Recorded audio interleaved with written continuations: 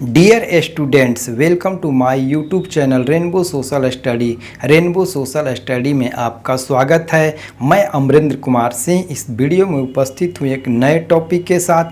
आज मैं 9वीं कक्षा के एनसीईआरटी भूगोल पाठ 4 जलवायु का प्रश्न उत्तर बताऊंगा।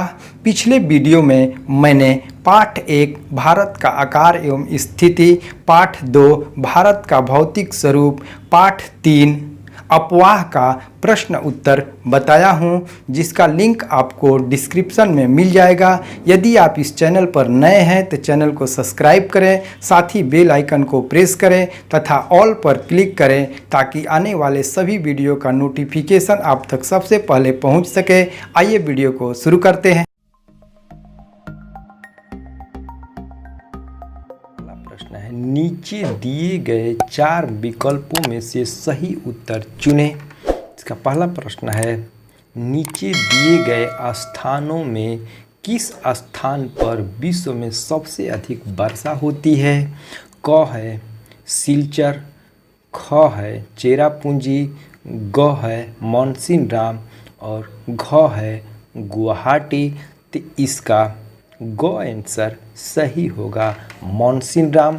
मौनसिनराम मेघालय राज्य में खासी पहाड़ी पर स्थित है और यहाँ विश्व में सबसे अधिक वर्षा 1180 सेंटीमीटर होती है। इसको मैप में देख लेते हैं। मेघालय राज्य में गारो, खासी और जैंतिया पहाड़ी स्थित है और ये गारो, खासी और जैंतिया पहाड़ी की कीपाकार स्थिति होने के कारण जब बंगाल की खाड़ी से वाष्प भरी हवा चलती है तो इन पहाड़ियों की कीपाकार स्थिति होने के कारण इसमें हवा उलझ जाती है और विश्व में सबसे अधिक वर्षा ये मौनसिनराम जो है ये खासी पहाड़ी पर स्थित है और इसी पहाड़ी पर विश्व में सबसे अधिक वर्षा ये मौनसिनराम में होती है। दूसरा प्रश्न है, ग्रीष्म ऋतु में उत्तरी मैदान में बहने वाली पवन को निम्नलिखित में से क्या कहा जाता है? क काल बैसाखी, ख व्यापारिक पवन, ग लू, घ इनमें से कोई नहीं। तो इसका ग आंसर सही होगा लू। इसको मैप में देख लेते हैं। ये हवा राजस्थान के पश्चिमी ये मरुस्थल से आती है और ये उत्तरी मैदान में तापमान को बढ़ा देती है और इसे लू के नाम से जाना जाता है। तीसरा प्रश्न है, निम्नलिखित में से कौन सा कारण भारत के उत्तर पश्चिम भाग में शीत ऋतु में होने वाली वर्षा के लिए उत्तरदायी है? क चक्रवातीय अवदाब, ख पश्चिमी विक्षोभ, ग मानसून की वापसी, ख दक्षिणी पश्चिमी मानसून। तो इसका उत्तर होगा क चक्रवातीय अवदाब। इसको मैप से समझ लेते हैं। चक्रवातीय अवदाब की उत्पत्ति भूमध्य सागर में होती है और यह हवा उस समय भारतीय के उत्तर पश्चिम क्षेत्र में ये निम्न दाब का क्षेत्र होता है और ये हवा इधर से जब चलती है तो ये सागर या इससे नमी ग्रहण कर लेती है और ये भारत के उत्तर पश्चिम भाग में पहुंचने पर ये वर्षा कराती है और चक्रवातीय अवदाब के ही कारण ये भारत के उत्तर पश्चिम भारत में वर्षा होती है और यह वर्षा रबी फसल के लिए बहुत ही उपयोगी होती है। यदि विकल्प में चक्रवातीय अवदाब न रहे तब उसका उत्तर पश्चिमी विक्षोभ होगा और पश्चिमी विक्षोभ की उत्पत्ति भी ये भूमध्य सागर में ही होती है और ये भारत के उत्तर पश्चिम भारत में वर्षा कराती है, जिसका मुख्य कारण चक्रवातीय अवदाब है। चौथा प्रश्न है, भारत में मानसून का आगमन निम्नलिखित में से कब से होता है? क है मई के प्रारंभ से, ख है जून के प्रारंभ से, ग है जुलाई के प्रारंभ से, घ है अगस्त के प्रारंभ से। तो इसका ख आंसर सही होगा। जून के प्रारंभ से 1 जून के भारत में मानसून का प्रवेश केरल राज्य से होता है। 5वां प्रश्न है, निम्नलिखित में से कौन सी भारत में शीत ऋतु की विशेषता है? क है गर्म दिन एवं गर्म रातें, ख है गर्म दिन एवं ठंडी रातें, ग है ठंडी दिन एवं ठंडी रातें, घ है ठंडी दिन एवं गर्म रातें। तो इसका ख आंसर सही होगा, गर्म दिन एवं ठंडी रातें। शीत ऋतु की ये विशेषता है। शीत ऋतु में दिन गर्म होता है और रात बहुत काफ़ी ठंडी होती है। दूसरा प्रश्न है, निम्न प्रश्नों का उत्तर संक्षेप में दीजिए। पहला प्रश्न है इसका, भारत की जलवायु को प्रभावित करने वाले कारक कौन कौन से हैं? इसका उत्तर देख लेते हैं। भारत की जलवायु को प्रभावित करने वाले कारक हैं अक्षांश, ऊंचाई, वायु दाब एवं पवन की दिशा, समुद्र से दूरी, ऊंचावच लक्षण। एल नीनो और ला नीना भी भारतीय जलवायु को प्रभावित करती है। एल नीनो एक गर्म जलधारा है। जब एल नीनो उत्पन्न होती है तो भारत में औसत से कम वर्षा होती है। जब ला नीना उत्पन्न होती है तो भारत में औसत से अधिक वर्षा होती है और ये भारत की जलवायु को प्रभावित करने वाले प्रमुख कारक हैं। जलवायु के प्रभावित करने वाले कारकों के लिए एक शब्द लैंड फॉर्म्स का प्रयोग किया जाता है। लैंड फॉर्म्स, इसको समझ लेते हैं। एल से लैटिट्यूड यानी अक्षांश, अक्षांश जलवायु को प्रभावित करते हैं और ए से अल्टीट्यूड यानी ऊंचाई भी जलवायु को प्रभावित करता है और एन नियरनेस फ्रॉम सी समुद्र से निकटता जलवायु को प्रभावित करती है और डी है डायरेक्शन ऑफ विंड यानी पवन की दिशा जलवायु को प्रभावित करती है और एफ यानी फॉरेस्ट यानी वन जलवायु को प्रभावित करती है। ओ यानी ओशन करेंट जलवायु को प्रभावित करती है। आर रेन, रेन वर्षा भी जलवायु को प्रभावित करती है और एम माउंटेन यानी पर्वत या पहाड़ी भी जलवायु को प्रभावित करती है और एस सॉइल यानी मिट्टी भी जलवायु को प्रभावित करती है।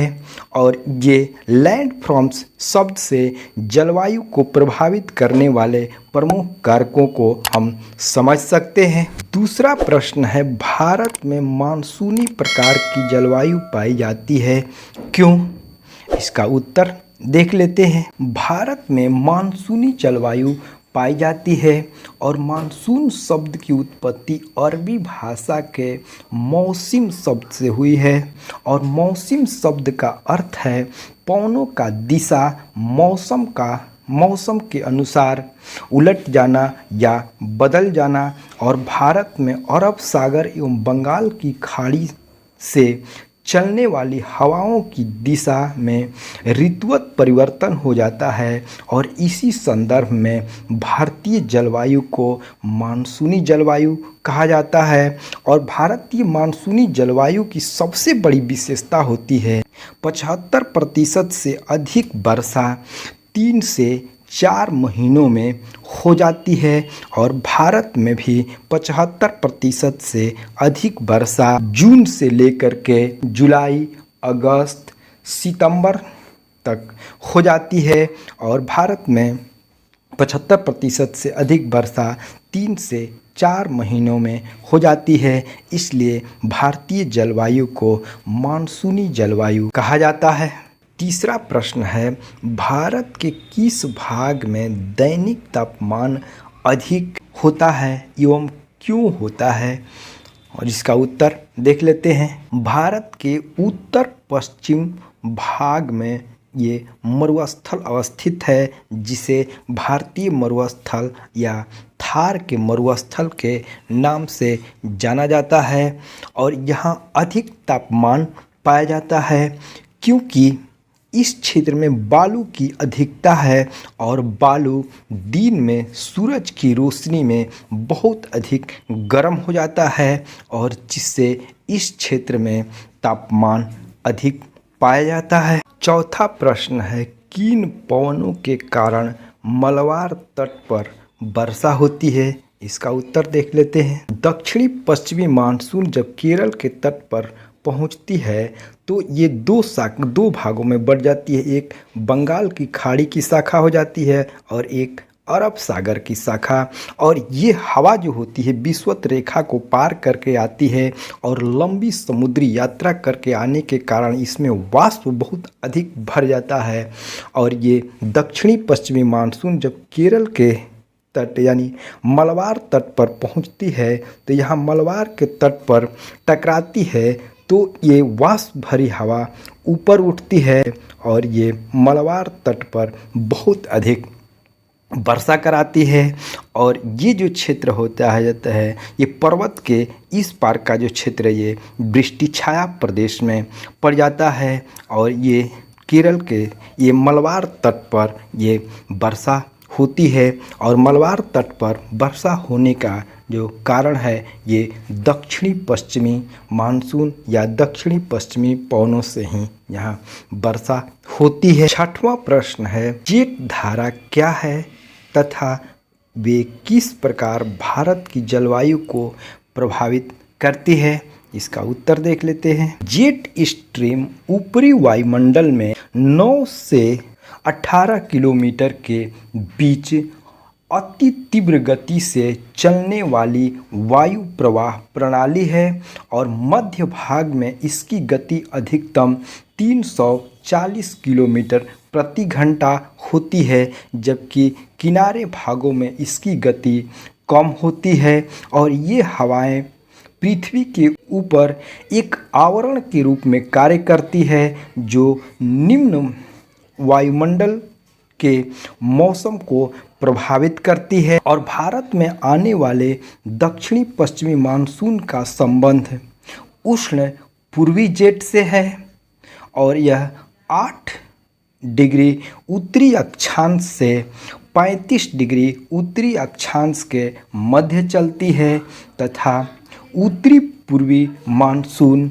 शीतकालीन या इसको शीतकालीन मानसून का संबंध उपोष्ण पश्चिमी पछुआ जेट स्ट्रीम से है और यह 20 डिग्री से 35 डिग्री अक्षांशों के मध्य चलती है और ये भारतीय जलवायु को प्रभावित करती है। सातवां प्रश्न है, मानसून को परिभाषित करें और मानसून में विराम से आप क्या समझते हैं? इसका उत्तर देख लेते हैं। वायु की दिशा में मौसमी परिवर्तन को ही मानसून कहा जाता है और ये हवाएं 6 महीने समुद्र से स्थल की ओर चलती है और 6 महीने हवाएं स्थल से समुद्र की ओर चलती है। जब हवा समुद्र से स्थल की ओर चलती है तो इससे वर्षा होती है और हवा जब स्थल से समुद्र की ओर चलती है तो इससे वर्षा नहीं होती है। मानसून में विराम एक ऐसी परिघटना है जिसमें मानसूनी वर्षा एक समय में कुछ दिनों तक ही होती है और इनमें वर्षा रहित अंतराल भी होते हैं और ये विराम मानसूनी गर्त की गति से संबंधित हैं। आठवां प्रश्न है, मानसून को एक सूत्र में बांधने वाला क्यों समझा जाता है? इसका उत्तर देख लेते हैं। भारतीय मानसून को एक सूत्र में बांधने वाला समझा जाता है क्योंकि संपूर्ण भारतीय भूदृश्य, इसके वनस्पति, जीव, किसान मानसून से प्रभावित हैं और ये मानसूनी हवाएं कृषि गतिविधि के लिए पानी उपलब्ध कराती है और देश के एक सूत्र में बांधती है। और भारतीय कृषि को मानसून के साथ जुआ का खेल कहा जाता है क्योंकि भारतीय मानसून की अनिश्चितता होती है, क्योंकि समय पर जब मानसून आता है तो किसानों की फसल अच्छी होती है और जब समय पर मानसून नहीं होता है तो किसानों की फसल अच्छी नहीं, पैदावार अच्छी नहीं होती है। साल दर साल उत्तर और दक्षिण, पूरब और पश्चिम भारत के लोग बेसब्री से मानसून का इंतजार करते हैं। नदियाँ घाटियों में जो मानसूनी वर्षा का पानी ले जाती है तो भी एक ही नदी घाटी इकाई के रूप में जुड़ जाती है और ये भारतीय मानसून को एक सूत्र में बांधने वाला समझा जाता है। तीसरा प्रश्न है, उत्तर भारत में पूरब से पश्चिम की ओर वर्षा की मात्रा क्यों घटती जाती है? इसका उत्तर देख लेते हैं या मैप में समझ लेते हैं इसको।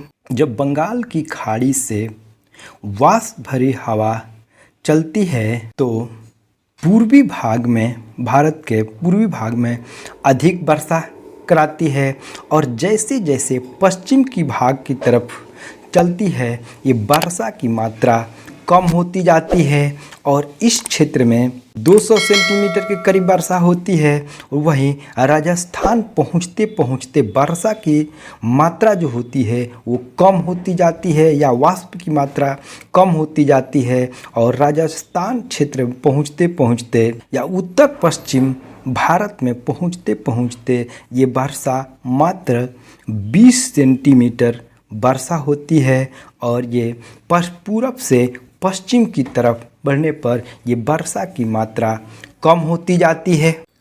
चौथा है, कारण बताएं।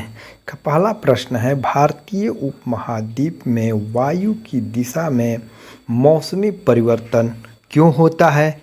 इसका उत्तर देख लेते हैं। वायु की दिशा में मौसमी परिवर्तन भारतीय उपमहाद्वीप में वायु दाब के अंतर के कारण होता है और भारतीय उपमहाद्वीप में वायु की दिशा में मौसमी परिवर्तन लाने में एल नीनो की प्रमुख भूमिका होती है। एल नीनो की घटना को मैप के द्वारा समझ लेते हैं। एल नीनो प्रशांत महासागर के दक्षिण अमेरिका के पेरू के तट पर उत्पन्न होने वाली एक गर्म जलधारा है और यह 2 से 5 साल के अंतराल पर उत्पन्न होती है और इसके कारण प्रशांत महासागर का तापमान 5 डिग्री से 10 डिग्री सेंटीग्रेड बढ़ जाता है। जब यह धारा पूर्वी द्वीप समूह के क्षेत्र में पहुंचती है तो वहां निम्न दाब का क्षेत्र बन जाता है जिसके कारण दक्षिणी पश्चिमी मानसून का कुछ भाग इस निम्न भार की ओर आकर्षित हो जाता है और परिणाम स्वरूप भारतीय उपमहाद्वीप में सामान्य से कम वर्षा होती है या सूखे की स्थिति उत्पन्न होती है। ये गर्म जलधारा जब यहाँ से चलने से इस क्षेत्र में पहुँचती है और यहाँ इस क्षेत्र में तापमान यहाँ एलपी यानी लो प्रेशर की स्थिति निम्न दाब बन जाता है और ये हवा, जिस हवा को ये दक्षिणी पश्चिमी मानसून यानी भारत के तरफ जाना चाहिए, वो हवा इस तरफ चलने लगती है और ये उसके अपेक्षा ये अरब सागर में ये यहाँ हाई प्रेशर की स्थिति बन जाती है और जिसके कारण भारतीय मानसून प्रभावित होता है और ये भारत में सामान्य से कम वर्षा होती है या सूखे की स्थिति उत्पन्न हो जाती है। और इसके विपरीत जब ला नीना उत्पन्न होती है तो ला नीना ये प्रशांत महासागर के पेरू के तट पर उत्पन्न होने वाली एक ठंडी जलधारा है और ठंडी जलधारा होने के कारण ये इस क्षेत्र में तापमान को कम कर देता है और यहाँ हाई प्रेशर की स्थिति बन जाती है और जिसके कारण ये भारतीय मानसून भारत में जो होने वाली जो वर्षा सामान्य से अधिक वर्षा होती है और ये भारत में बाढ़ की स्थिति उत्पन्न होती है और ये दोनों घटना एल नीनो से भारत में सूखे की स्थिति उत्पन्न होती है और ला नीना से भारत में बाढ़ की स्थिति उत्पन्न होती है। दूसरा प्रश्न है, भारत में अधिकतर वर्षा कुछ ही महीनों में होता है। इसका उत्तर देख लेते हैं। भारत में मानसूनी जलवायु पाई जाती है और मानसूनी जलवायु की सबसे बड़ी विशेषता होती है कि 75% से अधिक वर्षा 3 से 4 महीनों में हो जाती है और भारत में 1 जून को मानसून का प्रवेश होता है और जून, जुलाई, अगस्त और सितंबर तक वर्षा समाप्त हो जाती है और भारत में 75% से अधिक वर्षा 3 से 4 महीनों में हो जाती है। इसलिए भारत में अधिकतर वर्षा कुछ ही महीनों में होती है और मुख्य रूप से जून से अगस्त के महीने में। तीसरा प्रश्न है, तमिलनाडु तट पर शीत ऋतु में वर्षा होती है।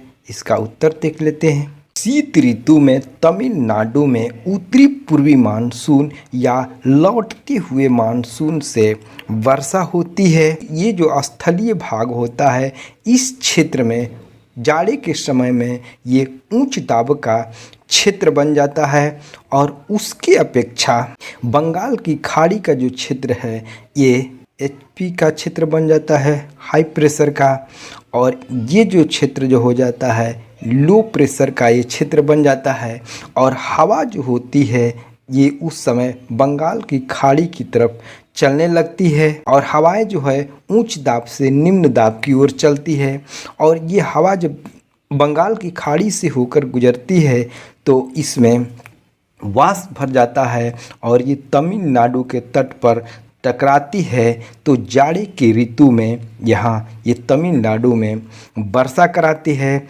और इस वर्षा का मुख्य कारण जो है ये उत्तरी पूर्वी मानसून या लौटते हुए मानसून के कारण ये वर्षा होती है।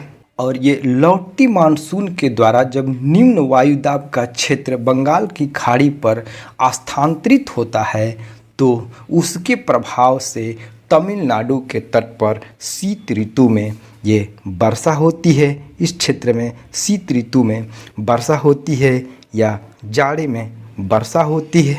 चौथा प्रश्न है, पूर्वी तट के डेल्टा वाले क्षेत्र में प्रायः चक्रवात आते हैं। इसका उत्तर देख लेते हैं। बंगाल की खाड़ी का वायु दाब हमेशा परिवर्तित होते रहता है और जिसके कारण पूर्वी तट के डेल्टा वाले क्षेत्र में हमेशा चक्रवात आते रहते हैं। पांचवा प्रश्न है, राजस्थान, गुजरात के कुछ भाग तथा पश्चिमी घाट का वृष्टि छाया क्षेत्र सूखे प्रभावित क्षेत्र है। इसका उत्तर मैप से समझ लेते हैं। जब केरल के तट पर दक्षिणी पश्चिमी मानसून पहुंचता है तो ये 2 भागों में बढ़ जाता है। ये बंगाल की खाड़ी की शाखा हो जाती है और ये अरब सागर की शाखा हो जाती है। और जब आगे ये हवा बढ़ती है तो राजस्थान में ये अरावली की जो पहाड़ी का विस्तार है ये हवा के समानांतर है और ये पहाड़ी ये गुजरात के कुछ भाग से लेकर के दिल्ली तक फैला हुआ है और ये हवा के समानांतर होने के कारण ये हवा आगे चल जाती है और आगे जाकर के ये वर्षा कराती है। हिमालय क्षेत्र में जाकर के ये पौन बहुत काफ़ी वर्षा होती है, लेकिन राजस्थान के क्षेत्र में वर्षा कम होती है और इस भाग में पर्वत के कुछ इस भाग में वर्षा होती है, लेकिन ये जो क्षेत्र जो हो जाता है गुजरात का और कुछ राजस्थान का भाग वृष्टि छाया प्रदेश में पड़ जाता है। और राजस्थान के मरुस्थल होने का सबसे बड़ा कारण अरावली की पहाड़ी का हवा के समानांतर होना। यदि हवा के समानांतर अरावली की पहाड़ी नहीं होती, अगर इस साइड में अगर ऐसे इसकी आकृति होती तो ये क्षेत्र मरुस्थल नहीं होता, क्योंकि बंगाल अरब सागर से आने वाली हवा जो होती इस क्षेत्र में रोक कर इस क्षेत्र में वर्षा कराती और ये वृष्टि छाया ये पर्वत का जो इस भाग जो है ये भाग इस क्षेत्र में कुछ वर्षा होती है, लेकिन ये जो क्षेत्र है ये मरुस्थल गुजरात का और राजस्थान का कुछ क्षेत्र वृष्टि छाया प्रदेश में पड़ जाता है। अरब सागर की हवा जब वाष्प भरी हवा इस क्षेत्र में पहुंचती है तो पश्चिमी घाट पर्वत से टकरा करके यहाँ बहुत काफ़ी वर्षा कराती है। ये हवा पश्चिमी घाट पर्वत से टकराती है और ये हवा ऊपर उठती है और ये ठंडा होकर के इस क्षेत्र में बहुत काफ़ी वर्षा होती है। यहाँ ये 400 सेंटीमीटर से अधिक वर्षा इस क्षेत्र में होती है और पर्वत के इस भाग में ये क्षेत्र जो हो जाता है वृष्टि छाया प्रदेश में पड़ जाता है। और वृष्टि छाया प्रदेश में पड़ जाने के कारण पर्वत के इस भाग में तो 400 सेंटीमीटर से अधिक वर्षा होती है, जबकि पर्वत के इस भाग में ये 20 सेंटीमीटर से भी कम वर्षा होती है, क्योंकि इस क्षेत्र में वृष्टि छाया प्रदेश में पड़ जाता है और हवा वाष्प भरी हवा इस पार नहीं पहुंच पाती है और वर्षा नहीं होती है। पांचवा प्रश्न है, भारत की जलवायु अवस्थाओं की क्षेत्रीय विभिन्नता को उदाहरण सहित समझाएं। इसका उत्तर, भारत की जलवायु परिस्थितियों में क्षेत्रीय विभिन्नता है। तापमान और वर्षण एक स्थान से दूसरे स्थान पर तथा एक ही मौसम में एक दूसरे से भिन्न होते हैं। जैसे देख लेते हैं, जाड़े के मौसम में जम्मू कश्मीर में तापमान बहुत कम होता है, यहाँ रजाई ओढ़ना पड़ता है, दो रजाई ओढ़ना पड़ता है, जबकि केरल के तट पर वही मोपला जो किसान होता है और लुंगी और गंजी पहन करके घूमता है और एक ही मौसम में दोनों में तापमान का बहुत अंतर होता है। गर्मियों में राजस्थान के ये मरुस्थल जो क्षेत्र है, राजस्थान के पश्चिमी भाग के मरुस्थल में कुछ स्थानों का तापमान लगभग 50 डिग्री सेंटीग्रेड तक पहुंच जाता है, जबकि जम्मू कश्मीर के पहलगाम में तापमान उसी समय में यहाँ का तापमान 20 डिग्री सेंटीग्रेड रहता है। सर्दियों की रात में जम्मू कश्मीर का तापमान माइनस में 45 डिग्री सेंटीग्रेड तक पहुंच जाता है, जबकि उसी समय उसी मौसम में तिरुवनंतपुरम का तापमान 22 डिग्री सेंटीग्रेड रहता है। केरल और अंडमान निकोबार द्वीप समूह का तापमान दिन और रात का तापमान लगभग एक समान ही रहता है।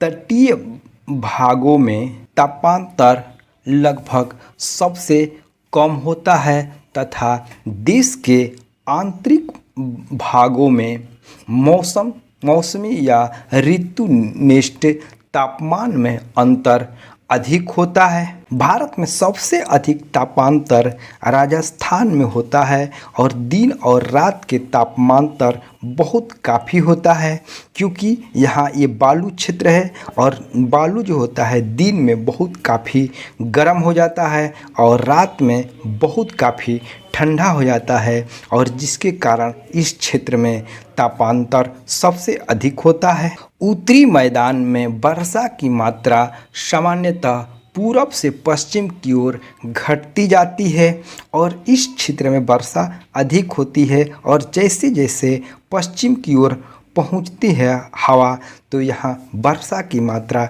घटती जाती है और यहाँ लगभग 200 सेंटीमीटर के करीब में वर्षा होती है, जबकि पश्चिमी भाग राजस्थान में पहुँचती है तो यही हवा यहाँ 20 सेंटीमीटर वर्षा होती है, क्योंकि बरसते बरसते इसकी मात्रा समाप्त हो जाती है, वाष्प की मात्रा समाप्त हो जाती है और जिसके कारण यहाँ 20 सेंटीमीटर वर्षा होती है। छठा प्रश्न है, मानसूनी अभिक्रिया की व्याख्या करें। इसका उत्तर देख लेते हैं। मानसून अभिक्रिया के द्वारा निम्नलिखित कारक जिम्मेवार हैं, जिसमें पहला है स्थल तथा जल के गर्म एवं ठंडे होने की विभेदी प्रक्रिया के कारण भारत के स्थल भाग पर निम्न दाब का क्षेत्र उत्पन्न होता है, जबकि इनके आसपास के समुद्रों के ऊपर उच्च दाब का क्षेत्र बनता है। और ये समुद्री क्षेत्र है, इस क्षेत्र में निम्न दाब का क्षेत्र बन जाता है LP, और इस क्षेत्र में HP।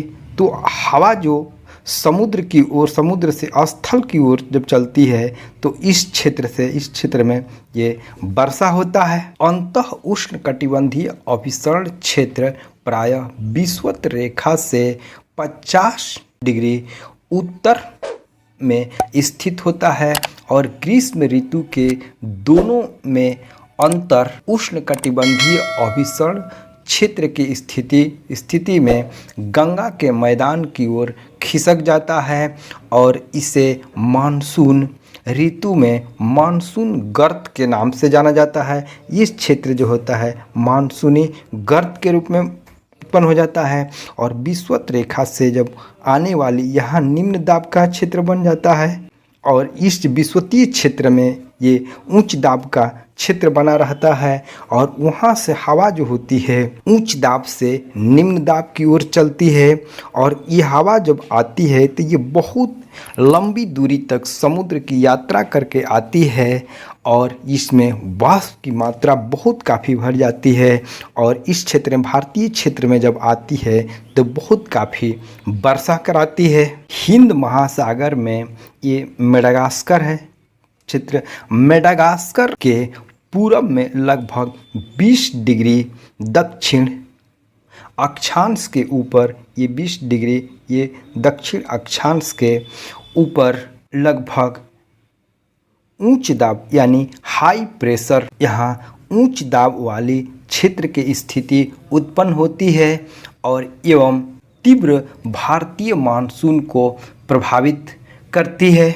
ग्रीष्म ऋतु में तिब्बत का पठार बहुत अधिक गर्म हो जाता है, जिसके परिणाम स्वरूप पठार के ऊपर समुद्र तल से लगभग 9 किलोमीटर की ऊंचाई पर तीव्र ऊर्ध्वाधर वायु धाराओं एवं उच्च वायु दाब का निर्माण होता है। ग्रीष्म ऋतु में हिमालय के ऊपर पश्चिमी जेट धाराओं का तथा भारतीय प्रायद्वीप के ऊपर उष्ण कटिबंधीय पूर्वी जेट धाराओं का ये प्रभाव होता है। 7वां प्रश्न है, शीत ऋतु की अवस्था एवं उसकी विशेषता बताएं।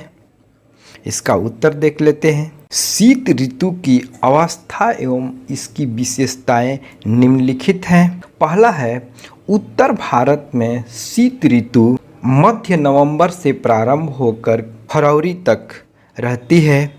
देखिए, ये उत्तर भारत, कर्क रेखा भारत को 2 भागों में बांटती है, और कर्क रेखा के उत्तर भारत और कर्क रेखा के दक्षिण भारत। तो उत्तर भारत में शीत ऋतु की अवस्था जो होती है वो मध्य नवंबर से और ये फरवरी तक रहती है। और इसकी दूसरी विशेषता है, भारत के उत्तरी भाग में दिसंबर एवं जनवरी सबसे ठंडे का महीने होता है। ये उत्तर भारत है, और उत्तर भारत में सबसे ठंडे का महीना जो होता है, और दिसंबर एवं जनवरी सबसे ठंडे का महीने होता है। तीसरा विशेषता है, तापमान दक्षिण से उत्तर की ओर बढ़ने पर घटता जाता है, और पूर्वी तट पर चेन्नई का औसत तापमान 24 से 25 डिग्री सेंटीग्रेड के बीच होता है, जबकि उत्तरी मैदानों में यह 10 से 15 डिग्री सेंटीग्रेड के बीच होता है। अब देखिए, दक्षिण भारत से उत्तर की ओर बढ़ने पर तापमान घटता जाता है, और ये चेन्नई का औसत तापमान जो होता है, ये औसत तापमान 24 से 25 डिग्री सेंटीग्रेड होता है, जबकि उत्तरी मैदानों का तापमान 10 डिग्री से 15 डिग्री सेंटीग्रेड के बीच होता है। चौथी विशेषता है कि दिन गर्म एवं रातें ठंडी होती है। पांचवा है उत्तरी मैदानों में, ये उत्तरी मैदान है, उत्तरी मैदानों में तुषारपात सामान्य है तथा ऊपरी हिमालय के ढलानों पर हिमपात होता है। अब देखिए, हिमालय के जो ऊपरी ढलान है और हिमालय के ऊपरी ढलानों पर ये हिमपात होता है। छठा है देश में उत्तरी पूर्वी व्यापारिक पवनें प्रवाहित होती है। चूँकि ये पवनें स्थल से समुद्र की ओर बहती है, इसलिए देश के अधिकतर भाग में शुष्क मौसम होता है। सातवां है कम वायु दाब प्रणाली भूमध्य सागर एवं पश्चिम एशिया के ऊपर उत्पन्न होती है तथा पश्चिमी पवनों के साथ भारत में प्रवेश करती है और इसके कारण शीतकाल में मैदानों में वर्षा होती है तथा पर्वतों पर हिमपात होता है।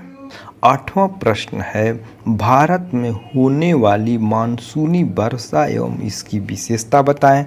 इसका उत्तर देख लेते हैं। भारत में होने वाली मानसूनी वर्षा की सबसे बड़ी विशेषता है कि 75% से अधिक वर्षा 3 से 4 महीनों में हो जाती है। भारत में 1 जून से मानसून का प्रवेश होता है।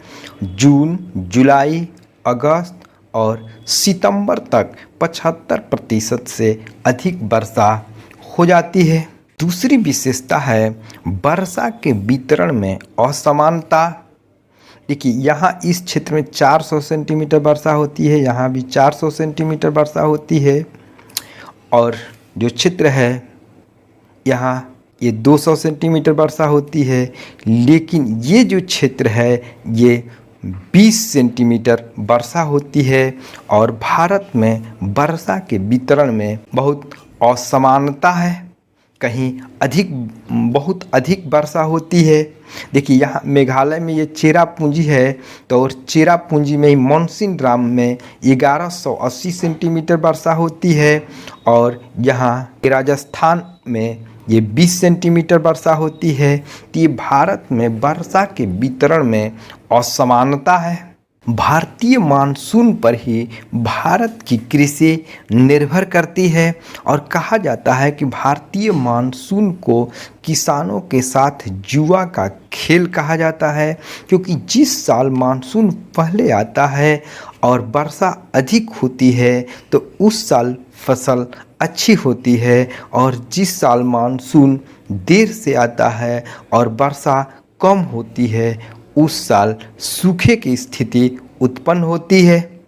मानसून भारत को एक विविध जलवायु स्वरूप प्रदान करता है, जिस कारण महान क्षेत्रीय उपस्थिति के बावजूद यह देश और लोगों के लिए एकता का परिचायक है।